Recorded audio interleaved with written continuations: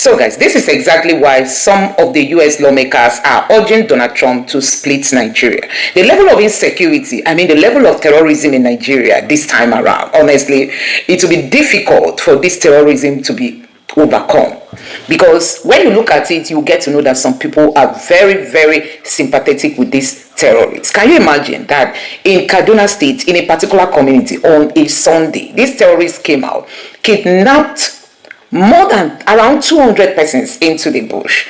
But, on their way, they were able to release some of them that couldn't really walk. They wanted to go further fast. But those of them that were old and the breastfeeding ones, they let them go back, meaning they took more of the young-bodied men, into the bush. This is the reason why America has come to the conclusion that fighting insecurity in Nigeria will be very difficult, and that is why for them the only option is to split Nigeria. Now let me show you how some Nigerians have reacted. Like Mr. Kanu said this. The Commissioner of Police, Kaduna State, visited the site of the abduction of the Kajuru 177 persons. He spoke to survivors. Part of the testimonies of these survivor escapees here in yellow jersey is as follows. Okay, somebody testified saying, "We were in the church when we heard noise from outside. I stepped out of the church and I saw 4 armed men standing outside. I picked my little daughter. I wanted to run, but one of the men said, 'If you run, he will shoot me.' So I stopped.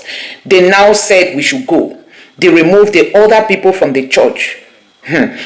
We went to the other church. We noticed they have also removed all the members together. They asked all of us to go with them. We began to journey into the bush with them. We got to a village and they started beating us without any question. After beating us, they said to us to continue the journey into the bush. When we got to another village in the bush, we saw a lot of people there. Some of them not members of our communities. That was where I escaped because of the crowd. I escaped through the bush until I got back to our community." So guys, this person was smart enough to have run away. He said in their den there were so many other kidnapped victims. Now see what Shore wrote about the police. The police came out denying it. The police, I think he's a Fulani man too. He denied it, and now the police is making U-turn. And Shore reacted and said, When will this retired, tired, incompetent, corrupt, and illegal Inspector General of Police, Kayode Gbetokun, finally be shown the way out of police headquarters? Morale within the police force has collapsed under his watch. He has reduced the institution to a tribalized, tribalizing the Nigerian police force and running it completely into the ground. The damage is evident not only in the growing loss of public trust, but also in the deep frustration of officers who see the little professionalism left replaced by decay, illegality, and impunity at the very top. How could the Nigerian police force deny the obvious church abduction in Kajuru in Kaduna for close to 1 week?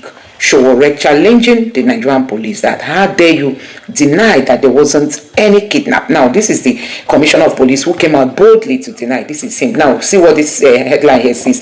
Please save the name of this. Save the name. This is Alhaji Muhammad Rabiu, the Kaduna State Police Commissioner, who denied the kidnapping of over 177 Christian worshippers in the church, Kaduna State, Nigeria, by Fulani Islamist terrorists. He didn't just deny it, he threatened to go after social citizens who published the news. He must be called to account for such. Or is he working with the terrorists? That is the question. So guys, we have sympathizers everywhere. Look at a police commissioner. Such a thing happened in your state. You didn't go to find out the truth. You now denied it and said you are going to deal with those who published the news. So guys, now this is Ali Kefi, the man who reviewed those sponsoring terrorism in Nigeria. He said, how can 44 terrorism financier suspects were released without trial? Ex-General Danjuma Ali Kefi reviews the man's probe. Fulanis, they've taken over. No matter the crime you commit, you cannot answer for it. And Tinubu is silent. Now this one says Kaduna government denied kidnapping of over 100 worshippers to avoid U.S. scrutiny. Sources review the fear of U.S. is now the beginning of wisdom in Nigeria. So guys, I'm going to allow you to take a look at these videos I've got for you. But see what this guy who is from Plateau State, he said, oh, he's from Benue State, I think. He said before he never thought he could support Nigeria being divided, but now he is giving it a thought. Now see what he said. I have never thought I will want a separate country from these guys, but I'm facing reality right now because these guys don't want to stop. The Fulanis who have been killing people every day have the support of their people, from the caliphate to those in government. If those people from the caliphate, such as Sultan of Sokoto, to the likes of Erufai, Ganduje, Ribadu, and Shetima, we come together and ask these people to stop, it will stop today. So guys, this person is saying that these are the people these Fulanis are listening to, and because they are in support of them, that is why the terrorism is not stopping. I'm just going to allow you to take a look at this video. Let me know your honest reaction in the comment section below. Please don't forget to subscribe and turn on the bell notification. Now take a look. Okay, where we are right now is the fact that 177 people are in the bush right now as I'm talking to you. And they've been in the bush now for the past 2 days because they were abducted on Sunday. On Sunday around 9, they converged on the 3 churches in the community to hold their service. And there's an Equa church, there's a Cherubim and Seraphim Church 1, then Cherubim and Seraphim Church 2. So they all came to hold service, and then around 9:30, armed gunmen, some on foot, some on motorcycles, came, splitted themselves into 3 groups, and then just surrounded the 3 churches and took the people into the bush. Now, because of the insecurity around that area, the members of Equa Church delayed going to church. I think their service usually start around 9:30. So if you look at the numbers of people they are taking, they had less members than the Cherubim and Seraphim, So right now, as we are talking, they're in the bush. So they took them, I think about over 200 people they took, walked into the bush. After a while, they now allowed the elderly, the old ones, and then those who are nursing children and to go back. They continue with them. And then in the process, because they are working with people who are over 100, about 11 people were able to escape too, and then they left. So right now we have 177 people who are in the bush. And the most amazing thing is that we got the report of this thing on Sunday. Sunday in the afternoon, reports started coming out that there has been a mass abduction in Kajuru, in Ngwangwali. And Ngwangwali is about 1.5 hour drive, from Kaduna Metropolis, if you are going to Kachia. So we started making contacts, and the good thing is that there's excellent network in the community. So we're able to do a lot of communication with people out there. We're waiting to see what the government will say, nothing in the evening on Sunday, nothing in the morning on Sunday, nothing. And then we decided to physically go there to see what is happening. And that's where the whole drama started, drove to the place, met the security men around Makali. There's a checkpoint there, told them, identify myself, and I said, I'm going to Kurminwali to see what is happening, and they said it's okay.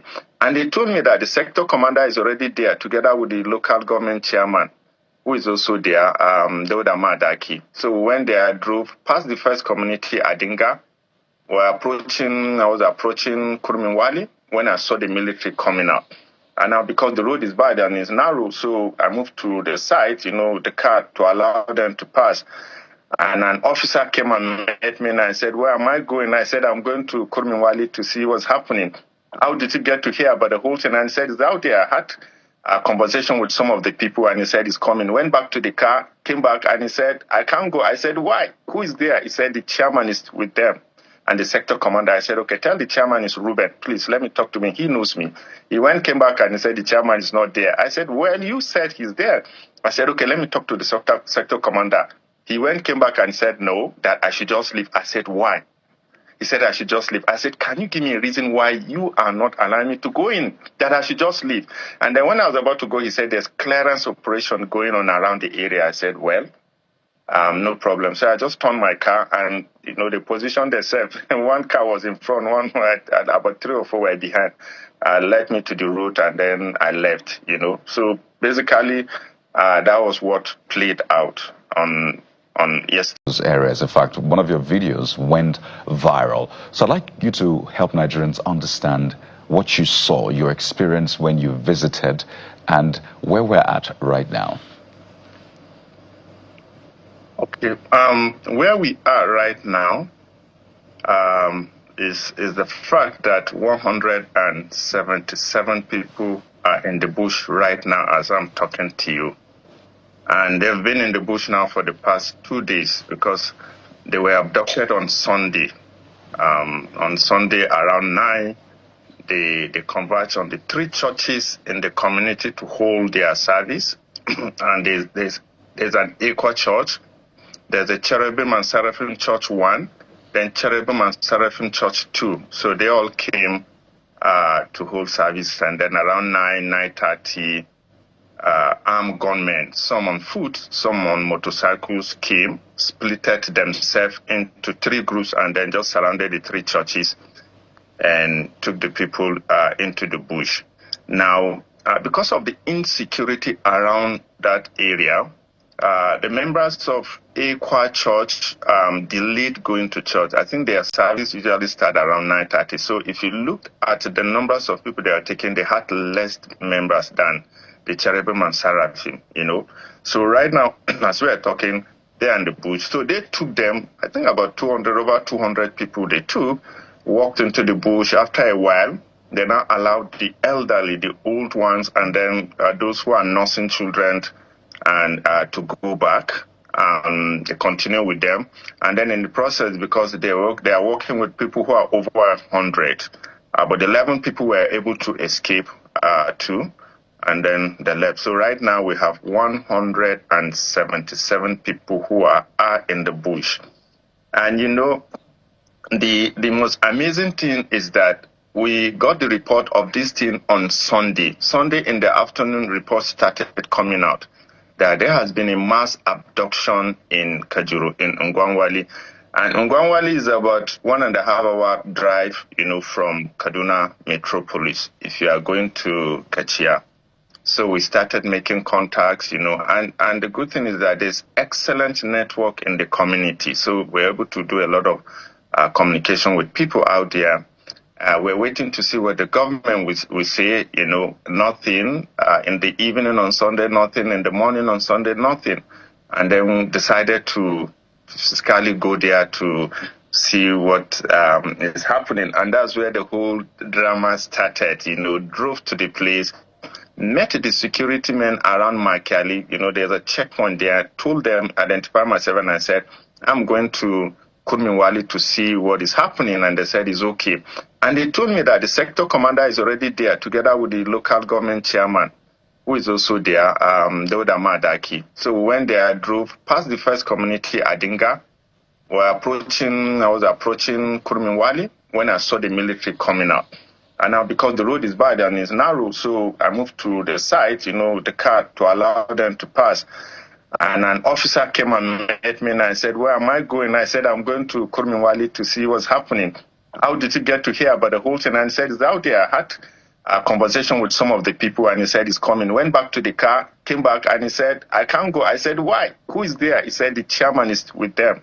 And the sector commander, I said, okay, tell the chairman is Ruben. Please, let me talk to him. He knows me. He came back, and he said, the chairman is not there. I said, well, you said he's there. I said, okay, let me talk to the sector commander. He came back and said, no, that I should just leave. I said, why? He said, I should just leave. I said, can you give me a reason why you are not allowing me to go in, that I should just leave? And then when I was about to go, he said, there's clearance operation going on around the area. I said, well, no problem. So I just turned my car, and, they positioned themselves. And one car was in front, one and about 3 or 4 were behind. Led me to the route, and then I left, So basically, that was what played out on yesterday, Monday. Well, interesting. I'm just wondering why you were prevented from, accessing the community beyond the fact that there were clearance operations going on. But we hope that is valid reason enough, and it's nothing else to the contrary to suggest that, perhaps they're trying to protect or to guard the information from getting out beyond what we already know. But you say you interacted with members of the community. Yes. And can I say something to that? Okay, very quickly, before I get to my actual question. Yeah. Okay, because we spoke to people in the community, and it was very difficult for them to speak because they said the chairman came and he said, please, that they should not talk to anyone. They should just keep this news within themselves. They'll try as much as possible to quickly bring out to these people. And so basically that was the reason they were acting on the orders of the chairman, not to talk to anybody, not to divulge what happened in that community. And it does suggest that the information about the kidnap was being guarded closely. So perhaps what was put out initially was a lie. But if we revisited the public relations officer's statement yet again, he said that during that meeting that was held at the Kaduna Government House, that some members of the community were the ones who said nothing of the sort happened. I'd like you to react to that based on your experience, based on your interaction with members of the community. How true is that? Okay, you see, what happened? I also had an interaction with the youth leader that was said to have told people that nothing happened. And he said the chairman reached out to him and he said they don't want this news to get out, so he should tell people that nothing happened. And then they also reached out to one or two people and they insisted and they said nothing. From when it happened, there was a deliberate attempt to close down to the news, to black it out. It was deliberate.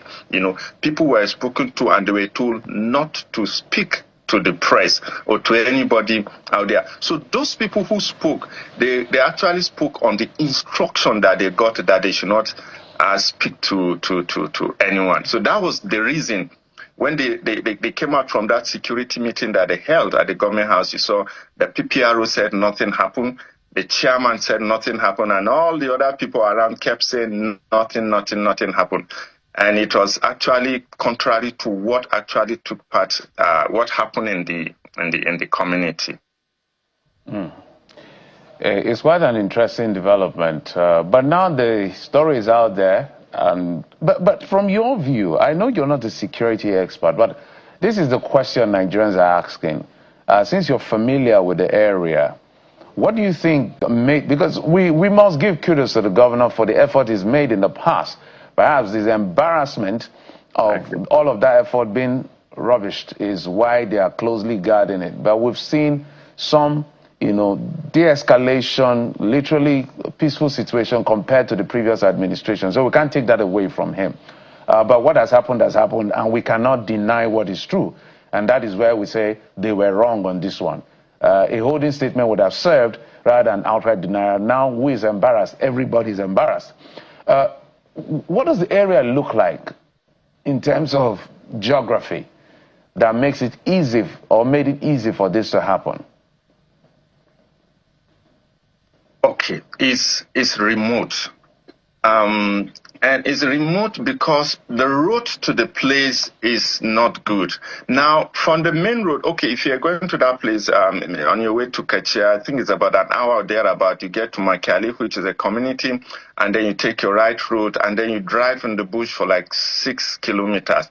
Now, the 6 kilometers is based on the assumption that you are driving on a very smooth road, but it should take you close to 40 minutes to actually get to the place. Now, the place is remote. There's no good route into that place. So communities around that place have repeatedly been attacked. Now, Kunminwali is one of the last communities that is even standing. If you go beyond Kunminwali community, there's Dogonuma, there's Ungwampada, and some other communities out there. All these communities have repeatedly been attacked. In fact, some of them have had to abandon their communities and move into Kunminwali and some other things like that. So the issue is that the community is a bit remote. Accessing it is a bit remote. It's very easy for these people to come in, do all the attacking and kidnapping and whatever it is that they do and go before the military come in. And like you said, I want to commend the military and even the state government for what they've been doing. We've seen improvement, in the security. We've seen improvement in what they are doing. But what happened here, for me, would have been handled differently. And for me, Flambi said, look, we had an incident here,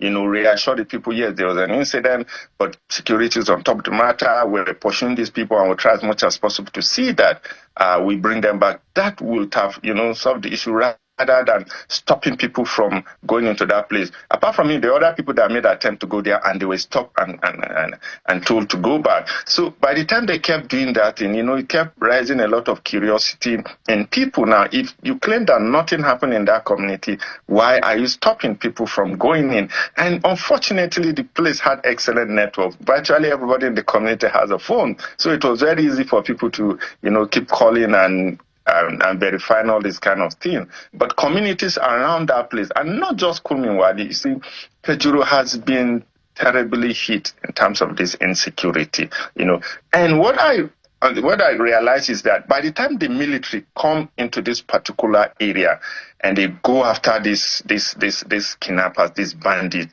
they simply move to another area. And they concentrate in that place. And by the time they go after them, and they are going after them, they move to another area again. And, it's vast. It's very, very vast forest that is there. Very, very vast forest. So they simply move from here to there. And they continue harassing these vulnerable people on and on. So we have this, terrible situation in our hands. That's not to take away the work that has been done previously by the security government of Kaduna State, but this is clearly an issue that must be resolved right now. I'd like you to answer 3 questions. 1, has contact been made yet with these people in the bushes, the worshippers who were abducted from the 3 churches? Has there been any sort of contact between them, the family, or even the kidnappers and their families? And that takes me to the next question. Who are these kidnappers? What are you hearing from the communities? Terrorists? Bandits? One and same anyway, but what kind of tag do we have right now for those responsible? And the third question, why target a church? Particularly at this time where we've had, series of attacks on churches, and the government is trying so hard to first clear its image with the United States and also try as much as possible to ensure that some of these attacks don't happen again. So 3 questions, Mr. Buhari. Okay, yeah. I wouldn't want to really go into the security situation seriously, but I can tell you that contact has been made. When I spoke to some of the victims, because there were some who managed to escape, whose families are still with them, and they said yes. Yesterday, I think in the afternoon, that the kidnappers called, and they've started making demands, so that is that. And then I don't really know why they pick a church, but I think it's because this is a soft target, and you have so many people in one place, and like I said, this community has repeatedly been attacked. They've had a lot of people being abducted from them. On the 11th, 21 people were taken from that community, and they paid about 7 million naira before those 21 people could come back. Right now, as I'm talking to you, there's one of them who is at St. Gerard Hospital. He's lying critically ill because of the beating. And then they've had this, sometimes they'll have to run into the bush, these guys will come in, pack their livestock, pack their chicken and stuff like that. So they've been doing that. So I think it's basically because this is a soft target, and then they have this mass people congregated, in one particular place. I think for me, this is the reason, because mass abduction have actually been taking place, but we've not been witnessing in that. And I think anytime they do this mass abduction, the return seems to be much higher than individual abduction. So possibly that is the reason that they've been doing. I don't know what was the third question. Is who is responsible for this? From what you're hearing from people as we wind down. And this is based on the conversation we've had with them. They said when they came, and then they surrounded the churches, because what they were saying is that everybody They were saying in Hausa, Kowa Kwanta Kasa. Everybody lie down on the floor. Kowa Kwanta Kasa, in Hausa. And they said what they were saying from the Hausa, they knew it was pure Fulani, who were doing that. And they said they've had these attacks, they've had this conversation with them, previous attacks, and they knew they were these people who came in. So these are bandits who speak Fulani, who came in based on what these people are saying, who did all these things. Because even when they call, you could hear the accent very thick, speaking heavily, thickly accented Hausa. So they are Fulani militia, like we call them here. We call them Fulani militia, who have been doing these terrible things here. Let's just get one more very quickly before we wrap up this.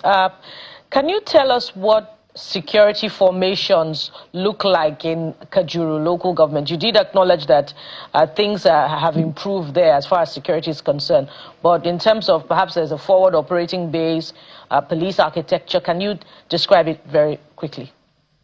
Okay, yeah. The challenge here is because the place is vast, Kajuru is vast. So you have a lot of ungoverned spaces. And like I said, we've witnessed a lot of improvement in terms of security situation. We've seen where the military, they've actually gone into the bush after these people, But like I said, the problem is that you have a lot of these bandits spread all over, a lot of groups out there. So by the time you push these people, they move to one side. And the security arrangement is that on the road, you have a lot of security. Like if you're going to Kachia, you pass almost like 3 military checkpoints who are there, who have actually been helping. And then there's another new one that came in just before Afogo, because they realized that is a route that this bandit usually takes. So they've just put one, I think about a month ago, they've just put one there now. But the problem is the communities that are inside. That is where the problem. These people are basically vulnerable. Apart from their own small domestic, arrangement to see how they can, protect themselves, they are virtually vulnerable. And this is tied to the fact that the area is so large. I mean, before you can begin to police all these areas, is a bit difficult. So that is the situation. On the road, communities on the road, honestly speaking, they are peaceful. But those communities out there, like, for example, Kulminwali is about 6 kilometers from the road. Right. And behind Kulminwali, there are like almost 10 other communities. So you walked almost like 20, 30 kilometers from the main road before you can get into some of these communities, So that basically seems to be the problem. Communities, remote communities are actually vulnerable. Right. No security out there. To them, apart from what they usually do, the small, vigilante and stuff that they usually do to protect themselves. Mr. Ruben Buhari, we have to thank you for your time and for these insights. I've been speaking with Mr. Ruben Buhari, journalist and the press officer of CSWN, joining us from Kaduna State. Thank you once again. Please, what they did, is it for the good of Nigeria or for the bad of Nigeria? Don't tell me. If the idea came from them, the federal government should congratulate them, because that is the national service they did. What the federal government could not do, IPOB members or the Igbos invited Donald Trump to come and do it. So why are they not attacking Donald Trump? If what he came to do here was not in the interest of Nigeria, why should they not own up? In fact, they should be praising themselves that they have done a national duty for Nigeria. IPOB members, when they accuse you of being responsible for Donald Trump, beat your chest and say, yes, we thank God we did it. Yes. That is what they refused to do. They now invited somebody who came to do it. And let me tell you, remember they have proscribed IPOB as a terrorist organization. So if actually they were a terrorist organization, would Donald Trump have listened to them? All this is a shame on the federal government. A group they should recognize for who they are, what they represent. You are not demonizing them, vilifying them. But elsewhere, outside here, they are recognized. So, if they accuse you that you are the one that brought Donald Trump, beat your chest and say, yes, we did it. And he came for the good of Nigeria. Okay. All right. Joseph is Chairman, Northern Christian Association of Nigeria. Good afternoon, Chairman. It's good to have you. Thank you for having me. Good afternoon to all our viewers. Interesting. Now, I'm sure you watched that report and the response made from the state government, including the Nigerian police there. And there seems to be sharply conflicting responses and accounts on community reports, opposition claims, whether it happened or not, versus police and local government, and your stance that these abductions did happen. Now, I mean, they're saying that there is no concrete evidence. They wanted names on the list, perhaps people to give evidence of the people or the households that were affected, and they are still yet to see and have called it misleading. What are your takes on this, and what do you expect from the Nigerian security apparatus? My candid advice is that we must not allow security issues to be politicized. Neither do we come to public space to make statements about security issues that do not help in healing wounds, but further make people to have more reason not to trust us. So I'm advising the police, I'm advising all those who have spoken to be careful. We want to win the trust of Nigeria. We want to win the confidence of Nigerians. I am not sure it's right for us to say things like this in public media. But for avoidance of doubt, if you listen to the local government chairman, he did tactically admit that there were bandits. But he just turned again, and he wasn't talking about kidnap. He talks about hospital. So that shows you that he wasn't really answering the question, because no one was saying someone was in the hospital. We are simply saying that people were in church and were kidnapped. He asked for something, and call him now and again and ask him. He asked that if we have the list. This morning, we have the list of 177 people with him. So we have the list. So let him tell the other one. We have the name of the church. We have the time the incident happened. The police also know that they have the report wired by them. So I'm not sure it is right for security issues to be politicized, because it's like you don't care about the life of the mother of somebody, the father of somebody, the son of somebody, the friend of somebody. I don't want to belong to that. As a pastor and as a Christian, I've said the day I start lying when it has to do with life of individual, I should just hand over my license and stop preaching. So this incident happened. All we want the security agencies to do is to go after them. But to come to the public and start denying, and I don't know who they were referring to as merchants. Sadly, we don't understand. Is it the community people who are merchants? Is it the current chairman of local government who is a merchant? Or are the stakeholders in that place who confirm that this incident happened that are merchants? Because for us, we are just partners in progress, wanting to help make sure things are done right. And we want to do it with truthfully. We want to do it with integrity. We don't want to join into the politics of lie. Sadly, this report had combination of party issue. I think you shouldn't even have another party speaking now. We're talking about Nigerians that we feel, we know have been taken away. Let's tell our security to go after them. We trust our governor. We appreciate the effort of the security agency in Kaduna State. In the last 1 week, they have actually helped us rescue some of our pastors, rescue even the wife of Venerable this. So we commend them, and we know they can also go after these people and rescue them. But I don't know the politics being played and the denials. This is quite sad. But whoever is asking for list, we have shown them the list. Let them tell us that list does not exist. Just before we let you go, you know, when you talk about the history of insecurity and the distrust around official responses, I mean, a lot of people are expecting more from security officers and agencies to reassure citizens and worshippers that incidents are not just thoroughly being dismissed. So what would also be your counsel, you know, instead of going to the media, you know, extempore to just respond? Would you ask for a guided investigation, you know, prior to this kind of outcome? And that's what we have advised them. I've spoken to almost all of them today, since yesterday to this morning, drawing their attention to the facts that are available, the evidence that are available. And I think we don't have any controversy or argument about the facts that are available. Whatever may have led to the reason why they deny, well, I can't interpret it, but I want to appeal to everybody. This governor is being loved by Kaduna State people. So please don't give people an impression as if something is wrong. The governor is trying. So nobody is accusing the governor. It's not the game about accusing the governor. It's the game about criminals coming to take our citizens. So let's go after them. But when you start playing game, you are not helping the leaders, you're not helping the governor, you're not helping the state, and we can't deny. You can't tell me 100 and something. Even if it's just 2 people, you can't just come publicly and deny that it never happened. Well, we can show you proofs with names and what it happened. And you also, as police, we have your signal that you give out to show people that this incident happened. Please, I beg us in the name of God. Let's not play politics when lives are involved. Let's instead show that we are committed. This governor is trying. We applaud him. The security agents are trying, but in this matter, I think they didn't get it right. So please let them go to the drawing board and correct it and go after this criminal before they go too far with our people. The words of Chairman, Northern Christian Association of Nigeria, John Hayab. Let's not play politics when lives are involved. Thank you so much for joining us today. Wish you all the best. Yeah, hello friends. A lot of things are happening in Nigeria and it's quite heart-wrenching, so extremely disturbing.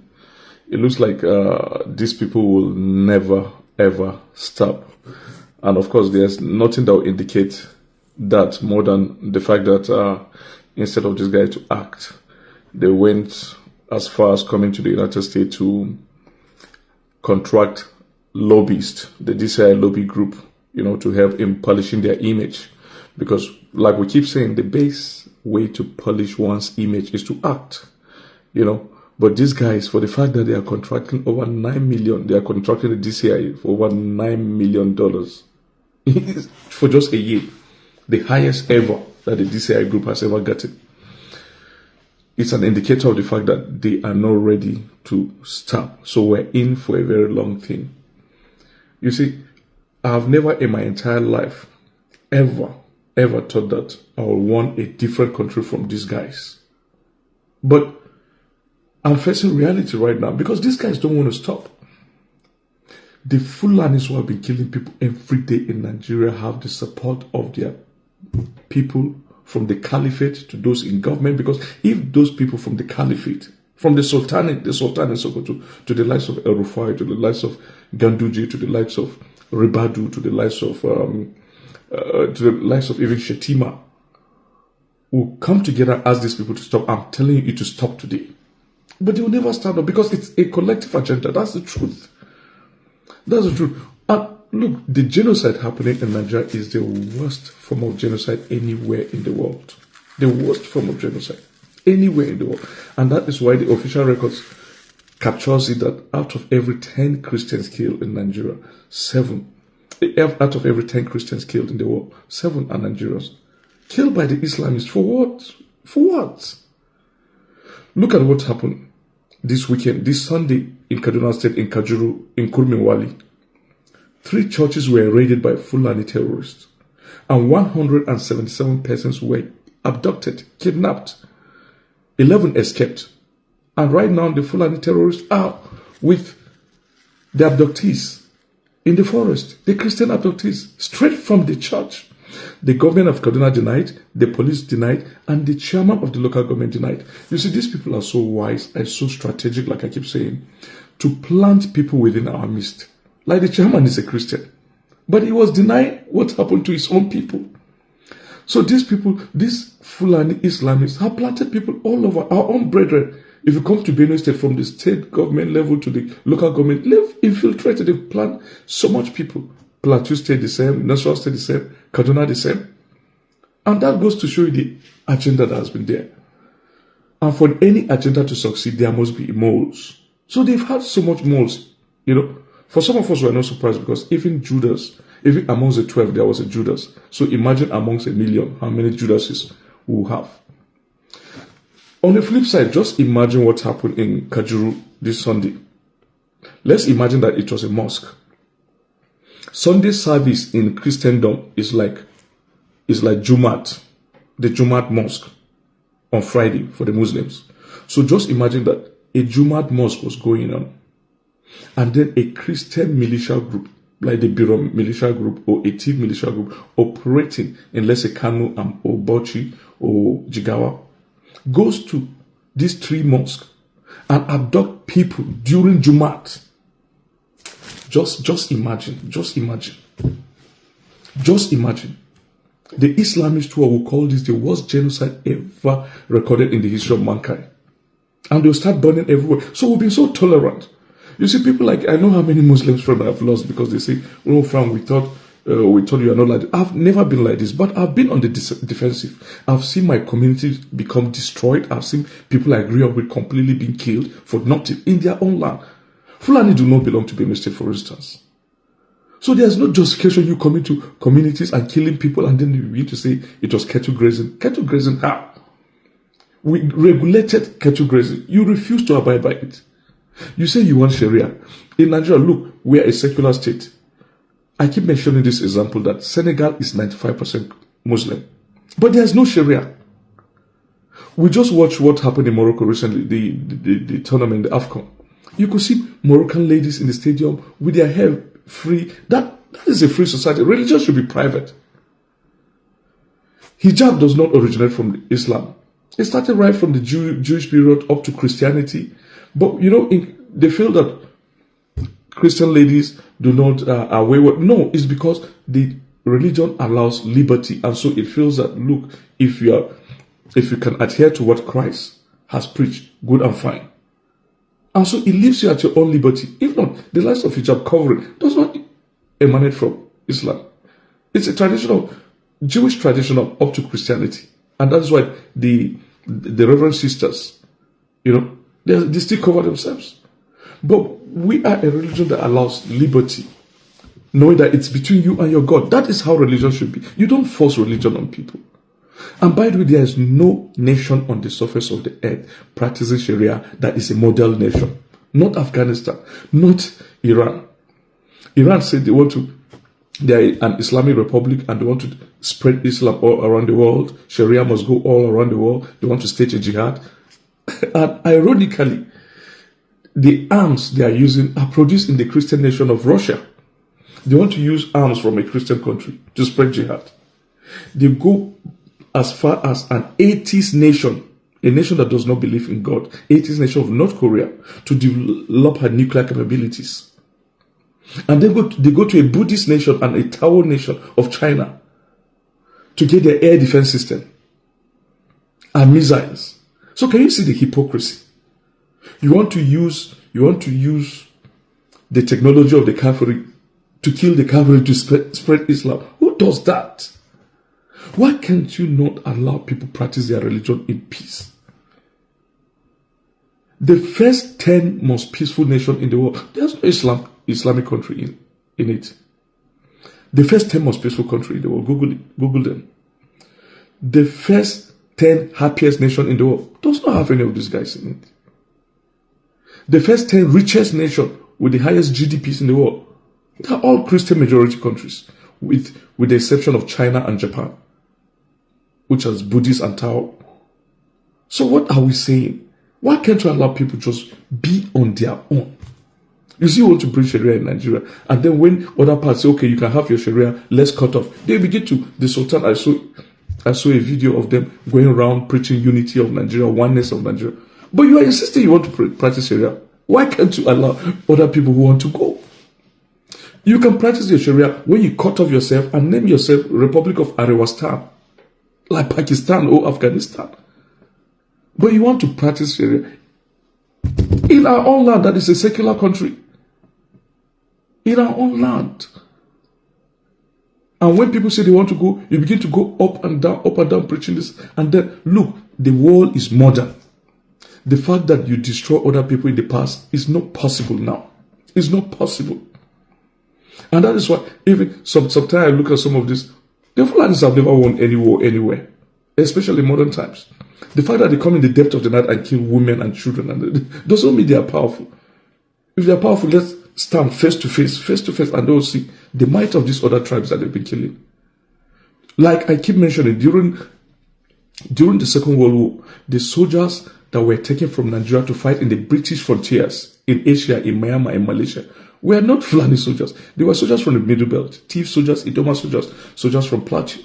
Majorly, the soldiers during the Civil War who won the Civil War for Nigeria were basically Middle Belt soldiers and Yoruba soldiers. T.Y. Danjuma, the Thief soldiers there, the Angas soldiers, Lantern soldiers, the Yoruba soldiers, Obasanjo, and the Scorpion. You know, the guy who was famously known as the Scorpion. There's no any remarkable Fulani man there.